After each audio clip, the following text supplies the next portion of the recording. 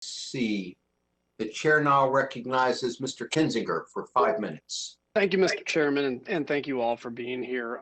In all this conversation, it's good to have. I think we also have to recognize that we're lucky to have all these companies located in the United States. When we talked about the issues and concerns, for instance, with TikTok, we can see that a lot of these companies could easily leave here and go elsewhere, and then we would have far less oversight. I think the crackdown on January 6th was correct. I think we need to be careful to not use that as a way to deflect from, what led to January 6th, pushing of this narrative of stop the steal. I think there are folks that are concerned, though, that we also need to make sure that those same levels of protection exist when you talk about like Iran, for instance, and what the leaders there tweet. But let me go into specific questions. So over the years, we've obviously seen the rise of disinformation.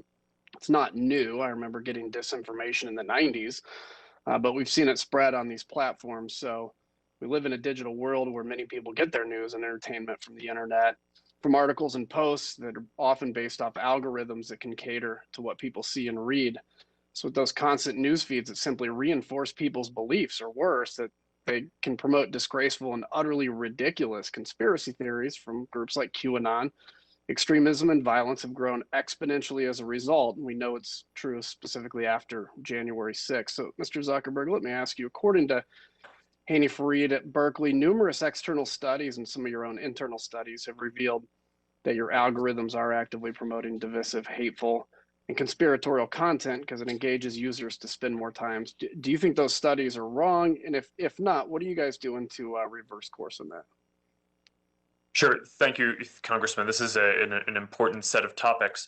In terms of groups, we stopped recommending all civic and political groups, even though I think a lot of the civic and political groups are healthy, because we were seeing that was one vector that there might be polarization or extremism, and groups might start off with one set of views, but migrate to another place. So we removed that completely, and we did it first as an exceptional measure during the election, and since the election, we've announced that we're going to extend that policy indefinitely.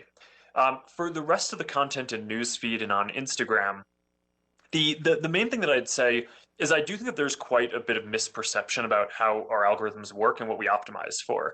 I've heard a lot of people say that we're optimizing for keeping people on the service.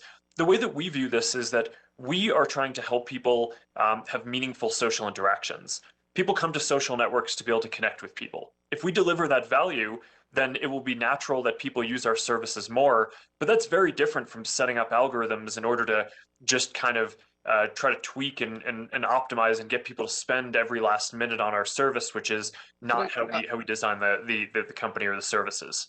Thanks. I don't mean to interrupt you. I do have another question. Mr. Chairman, I want to ask unanimous consent to insert into the record an article from the Wall Street Journal titled "Facebook Executives Shut Down Efforts to Make the Site Less Divisive." Let me move on to the next one. For years, I've called for increased consumer protection from companies on fake accounts and bad actors who use them to exploit others. This issue affected me personally. In 2015, a woman from India spent all of her money on a flight to come see me because she claimed to have developed a relationship with me over Facebook.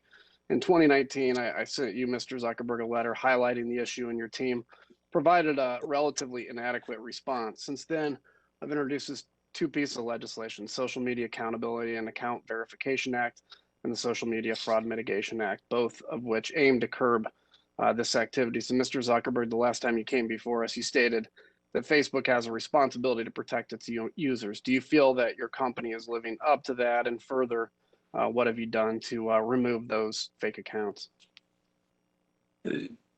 Thanks. So fake accounts are one of the bigger integrity issues that we face. I think in the first half in the last half of last year, I think we took down more than 1 billion fake accounts, just to give you a sense of the volume, although most of those our systems are able to identify within seconds or minutes of them signing up, because the accounts just don't behave in a way that a normal person would in using the service. But this is certainly one of the highest priority issues we have. We see a large prevalence of it. Our systems, I think at this point, are pretty effective in fighting it, but they're not perfect, and there are still a few percent that get through, and it's a big issue and one that we'll continue working on. Thank you. I'd love to ask the others the question, but I don't have time, so I yield back, Mr. Chairman. Thank you for your attention. I thank the gentleman. The chair now recognizes